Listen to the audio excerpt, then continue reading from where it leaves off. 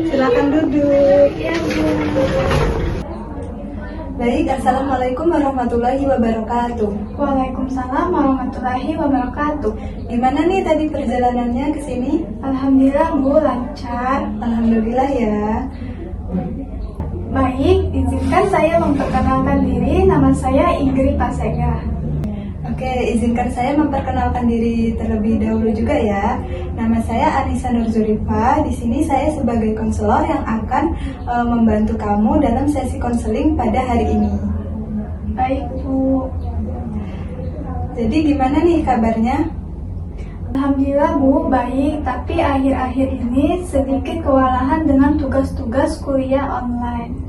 Baik, sebelum masuk sesi konseling, Ibu akan menjelaskan sedikit ya. Dalam proses konseling ada beberapa asas penting yang harus kamu ketahui agar kamu merasa aman dan nyaman. Selama kita berbicara, Ibu jelaskan satu persatu ya. Yang pertama itu adalah asas kerahasiaan.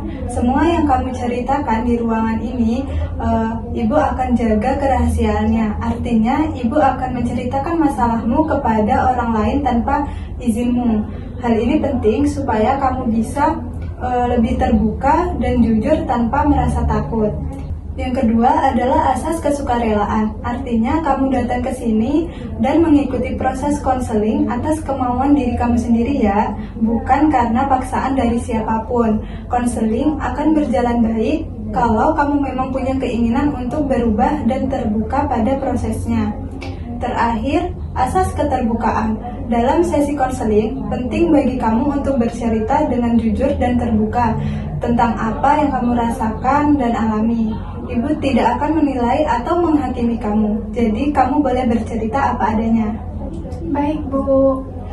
Nah, setelah kamu paham asas-asas itu, apakah kamu sudah siap dan setuju untuk memulai sesi konseling dan membahas masalah yang kamu alami lebih dalam? Siap, Bu. Saya setuju dengan asas-asas yang sudah Ibu sampaikan. Baik, mari kita mulai membahas kebiasaanmu ketika kuliah daring atau online sehingga sampai membuatmu itu kewalahan seperti yang kamu sampaikan tadi. Iya, Bu. Jadi, pertemuan ini adalah membantu kamu mengenali pikiran dan kebiasaan belajar yang mungkin membuat kamu itu sulit mengatur waktu dan motivasi saat belajar online atau daring. Kita akan coba pendekatan CBT, dibantu dengan tugas rumah agar kamu itu bisa menerapkan hal-hal yang kita bahas di kehidupan nyata. Bagaimana, apakah kamu siap? Baik, Bu, saya sudah siap. Sebenarnya saya juga penasaran dengan pendekatan CBT itu apa. Bagus sekali. CBT itu membantu kita memahami hubungan antara pikiran, perasaan, dan perilaku. Nanti kamu akan lihat nih bagaimana pikiran negatif bisa mempengaruhi semangat belajar dan bagaimana kita bisa menggantinya menjadi pikiran yang lebih positif. Baik, Bu. Sekarang coba kamu ceritakan nih apa yang membuatmu merasa kesulitan belajar online di era digital ini. Jadi gini, Bu, saya itu sering susah fokus saat belajar. Setiap mau mulai belajar, saya mulai tergoda membuka media sosial. Kadang sudah niat, tapi akhirnya bertunda-tunda terus. Jadi kamu ini sering mengalami penundaan atau prokrastinasi ya? Iya, Bu, awalnya cuma istirahat sebentar. Akhirnya tugas baru dikerjakan mepet deadline. Oke, jadi bagaimana nih perasaan kamu ketika itu terjadi? Rasanya campur aduk. Kadang menyesal karena tidak disiplin, tapi juga merasa tidak bersemangat seolah-olah saya tidak mampu memperbaiki diri. Terima kasih sudah jujur. Pikiran seperti saya tidak mampu memperbaiki diri adalah bentuk self-talk negatif yang sering membuat kita kehilangan motivasi. Menurut kamu, pikiran itu muncul karena apa? Mungkin karena saya gagal mencoba ya, Bu. Kalau sudah gagal beberapa kali rasanya percuma berusaha. Saya mengerti. Jadi kamu merasa kecewa pada diri sendiri ya? Iya, Bu. Baik, sekarang kita coba lihat lebih dalam ya. Ketika kamu berpikir percuma berusaha, apa yang biasanya kamu lakukan setelah itu? Biasanya saya berhenti belajar dan malah menonton video atau scroll TikTok. Nah, ini yang dimaksud dalam CBT. Pikiran negatif menimbulkan emosi negatif seperti kecewa tadi. Lalu perilaku kita menjadi pasif. Ini pola yang akan kita ubah. Sekarang kita masuk ke latihan kognitif restructuring atau restrukturisasi kognitif. Saya ingin kamu menyebutkan 3 pikiran negatif yang sering muncul saat kamu belajar digital. Oke Bu, jadi yang pertama itu saya tidak bisa fokus. Yang kedua itu saya cepat menyerah kalau tugasnya sulit. Dan yang ketiga itu saya tidak sepintar teman-teman saya. Oke, sekarang kita ubah satu persatu ya menjadi pikiran yang lebih realistis dan positif. Untuk yang pertama, saya tidak bisa fokus. Kira-kira bisa diganti menjadi apa? Mungkin dengan saya bisa fokus kalau saya menyiapkan suasana belajar yang tenang dan menjauhkan HP. Luar biasa, itu sudah bentuk pikiran yang rasional dan terarah pada solusi. Sekarang yang kedua, saya cepat menyerah kalau tugas itu sulit. Mungkin bisa jadi saya bisa mencoba menyelesaikan tugas sedikit demi sedikit, tidak harus langsung selesai. Bagus, itu namanya self-compassion. Jadi kamu memberi ruang pada diri sendiri untuk belajar bertahap. Dan yang terakhir itu, saya tidak sepintar teman-teman saya. Saya punya cara belajar sendiri dan saya juga bisa berkembang dengan latihan. Hebat, kamu sudah mampu mengganti semua pikiran negatif jadi lebih positif dan konstruktif. Jadi bagaimana nih perasaanmu setelah latihan ini?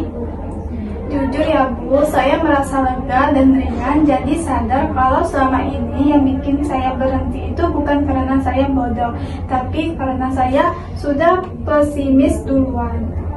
Itu inisiatif yang luar biasa. Dalam CBT, kesadaran seperti ini adalah langkah pertama menuju perubahan perilaku. Sekarang kita masuk tahap penting berikutnya, yaitu tugas rumah. Ini bukan tugas akademik, tapi latihan penerapan konsep CBT dan self-regulated learning di kehidupanmu. Baik Bu, apa yang harus saya lakukan? Jadi selama 7 hari ke depan, kamu tulis atau buat catatan mengenai isinya 3 hal. Yang pertama itu waktu belajar dan seberapa fokus nih kamu hari itu. Yang kedua itu pikiran negatif yang muncul dan bagaimana kamu menggantinya dengan pikiran yang lebih positif. Yang ketiga, perasaanmu setelah mencoba mengubah pikiran itu. Selain itu, buat juga rencana belajar sederhana dengan target yang realistis. Misalnya, hari Senin belajar 1 jam tanpa membuka handphone. Yang kedua, hari Selasa, menonton video materi lalu mencatat hal yang penting. Yang ketiga, hari Jumat, menulis refleksi tentang perkembanganmu. Baik Bu, jadi saya harus mencatat semua proses itu ya? Betul, tujuannya supaya kamu bisa membantu diri sendiri. Ini bagian dari self-monitoring. Kamu juga boleh memberi self-reward seperti menonton film atau mendengarkan musik setelah berhasil menyelesaikan target harian. Wah, sepertinya menarik juga Bu, jadi belajar tidak terasa terbebani. Iya, karena dalam self-regulated learning, motivasi juga harus dijaga dengan cara yang sehat. Kalau nanti kamu kesulitan, kamu bisa tulis nih juga hambatannya. Kita akan membahas lagi minggu depan untuk mengevaluasinya. Baik Bu, saya akan mencoba dengan konsisten. Saya percaya kamu bisa. Ingat, perubahan tidak harus besar, yang penting konsisten dan realistis. Sekarang kita tutup sesi ini dengan refleksi singkat. Apa yang paling kamu pelajari dari pertemuan hari ini? Saya belajar bahwa pikiran negatif ternyata bisa dikendalikan. Kalau saya mau mengubah cara berpikir, saya juga bisa mengubah kebiasaan belajar saya. Luar biasa, itu inti dari CBT perubahan berpikir membawa perubahan perilaku. Bagaimana perasaanmu sekarang setelah sesi ini? Lebih tenang Bu, rasanya seperti punya arah baru dalam belajar. Mendengarnya, ingat kamu sudah mulai proses penting menjadi pembelajar yang mengatur dirinya sendiri. Terus catat kemajuanmu dan jangan lupa berikan apresiasi pada diri sendiri setiap kali berhasil melakukan perubahan kecil. Baik Bu, terima kasih banyak atas bimbingannya. Sama-sama, sampai bertemu di sesi berikutnya ya. Semoga minggu ini berjalan lancar ya. Langsung saja saya tutup. Wassalamualaikum warahmatullahi wabarakatuh. Waalaikumsalam warahmatullahi wabarakatuh. Terima kasih ya Bu. Iya, mari saya angkat. Hati-hati di jalan ya.